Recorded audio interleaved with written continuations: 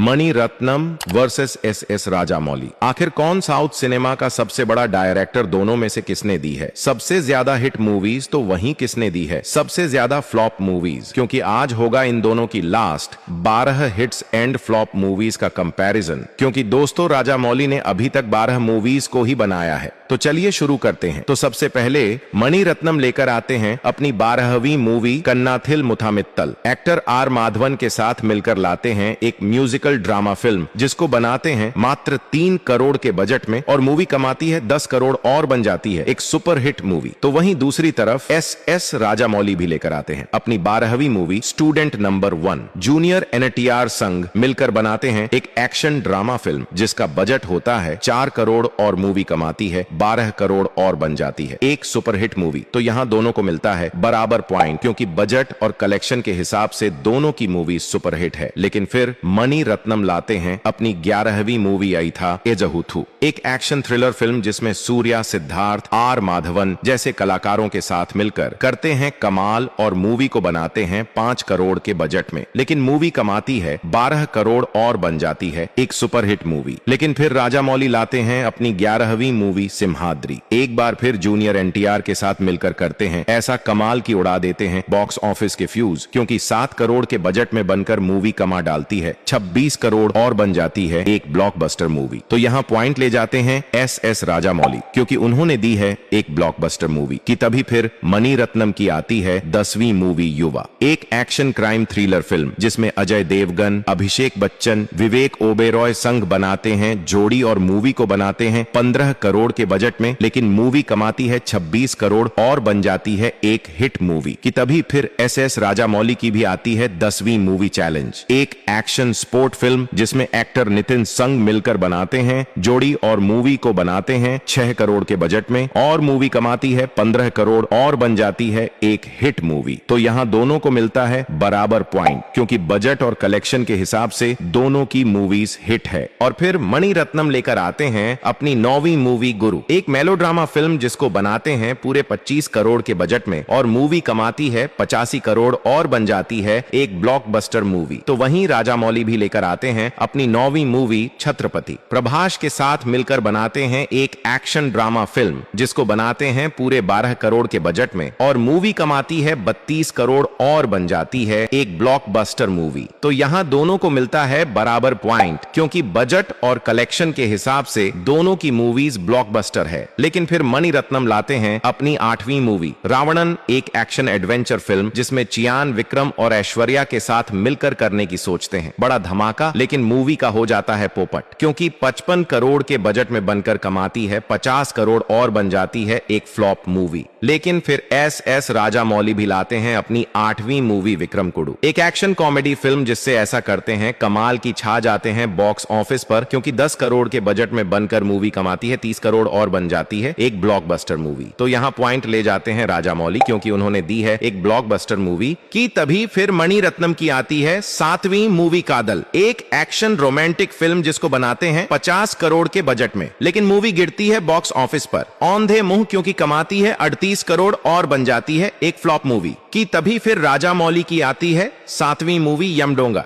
एक action comedy film जिसका budget होता है 14 करोड़ और मूवी कमाती है 30 करोड़ और बन जाती है एक सुपरहिट मूवी। तो यहाँ पॉइंट ले जाते हैं राजामौली, क्योंकि उन्होंने दी है एक सुपरहिट मूवी। और फिर गुस्से ही गुस्से मणि रत्नम लेकर आते हैं अपनी 6ठी मूवी ओ कधल कनमणि। लाते हैं एक रोमांटिक म्यूजिकल फिल्म जिसमें दुलकर सलमान और नित्या मेनन के साथ मिलकर करते हैं ऐसा कमाल की लूट लेते हैं बॉक्स ऑफिस को, क्योंकि मात्र 6 करोड़ के बजट में बनकर मूवी कमाती है 45 करोड़ और बन जाती है एक ब्लॉकबस्टर मूवी। तो वहीं दूसरी तरफ एस राजामौली भी लेकर आते हैं अपनी 6ठी मूवी मगधीरा। रामचरण संग मिलकर लाते हैं एक एक्शन फैंटेसी फिल्म जिसको बनाते हैं 40 करोड़ के बजट में और मूवी कमाती है 150 करोड़ और बन जाती है एक ब्लॉकबस्टर मूवी। तो यहाँ दोनों को मिलता है बराबर पॉइंट, क्योंकि दोनों ने दी है ब्लॉकबस्टर मूवीज। लेकिन फिर मणि रत्नम लाते हैं अपनी 5वीं मूवी काटरू वेलीदाई, एक एक्शन रोमांटिक फिल्म जो ऑडियंस नहीं आती है पसंद, क्योंकि 50 करोड़ के बजट में बनकर भी मूवी कमाती है सिर्फ 35 करोड़ और बन जाती है एक डिसास्टर मूवी। लेकिन फिर राजा मौली भी लाते हैं अपनी 5वीं मूवी मर्यादा रमन्ना। एक्टर सुनील संग मिलकर बनाते हैं एक कॉमेडी ड्रामा फिल्म जो 12 करोड़ के बजट में बनकर कमाती है 30 करोड़ और बन जाती है एक सुपरहिट मूवी। तो यहाँ पॉइंट ले जाते हैं एस राजा मौली, क्योंकि उन्होंने दी है एक सुपरहिट मूवी की। तभी फिर मणि रत्नम की आती है चौथी मूवी चेक्का चिवंथा वानम,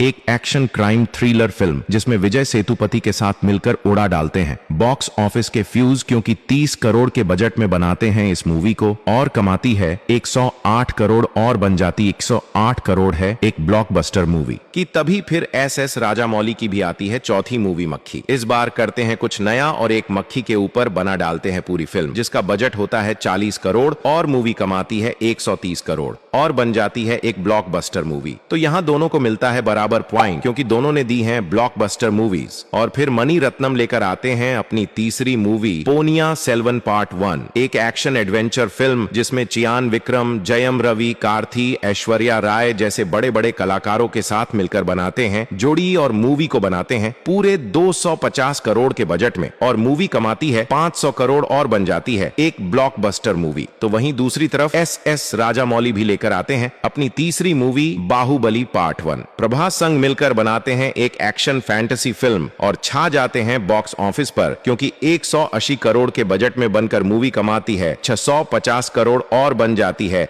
एक ब्लॉकबस्टर मूवी। तो यहां दोनों को मिलता है बराबर पॉइंट, क्योंकि दोनों ने दी है ब्लॉकबस्टर मूवीज। लेकिन फिर मन ही मन खुश होकर मणि रत्नम लाते हैं अपनी दूसरी मूवी पोनिया सेल्वन पार्ट 2। अपनी ही मूवी पोनिया सेल्वन का बनाते हैं सिक्वल पूरे 250 करोड़ के बजट में। लेकिन इस बार मूवी कर नहीं पाती है कुछ खास कमाल, क्योंकि कमाती है 350 करोड़ और बन जाती है एक हिट मूवी। लेकिन फिर एस राजा मौली भी लाते हैं अपनी दूसरी मूवी बाहुबली पार्ट 2। बाहुबली का बनाते हैं सीक्वल और तोड़ फोड़ डालते हैं बॉक्स ऑफिस के सारे रिकॉर्ड, क्योंकि 250 करोड़ के बजट में बनकर मूवी कमा डालती है 1810 करोड़ और बन जाती है एक बड़ी ब्लॉकबस्टर मूवी। तो यहाँ पॉइंट ले जाते हैं एस राजा मौली, क्योंकि उन्होंने दी है एक बड़ी ब्लॉकबस्टर मूवी। और फिर मणि रत्नम लेकर आते हैं अपनी पहली movie thug life. Kamal Haasan संग मिलकर बनाते हैं एक एक्शन क्राइम थ्रिलर फिल्म और सोचते कि इस बार तोड़ूंगा बॉक्स ऑफिस के रिकॉर्ड। लेकिन मूवी गिरती है बॉक्स ऑफिस पर औंधे मुंह, क्योंकि 200 करोड़ के बजट में बनकर कमाती है 98 करोड़ और बन जाती है एक बड़ी डिसास्टर मूवी। तो वहीं दूसरी तरफ एस राजा मौली भी लेकर आते हैं अपनी पहली मूवी RRR। इस बार जूनियर NTR और रामचरण संघ बनाते हैं जोड़ी और छा जाते हैं दुनिया भर में, क्योंकि 500 करोड़ के बजट में बनाते हैं इस एक्शन ड्रामा फिल्म को और मूवी कमाती है 1250 करोड़ और बन जाती है राजा मौली के करियर की एक और बड़ी ब्लॉकबस्टर मूवी। तो यहाँ पॉइंट ले जाते हैं एस राजा मौली, क्योंकि उन्होंने दी है एक बड़ी ब्लॉकबस्टर मूवी। तो दोस्तों यही है डायरेक्टर मणि रत्नम और डायरेक्टर एस राजा मौली की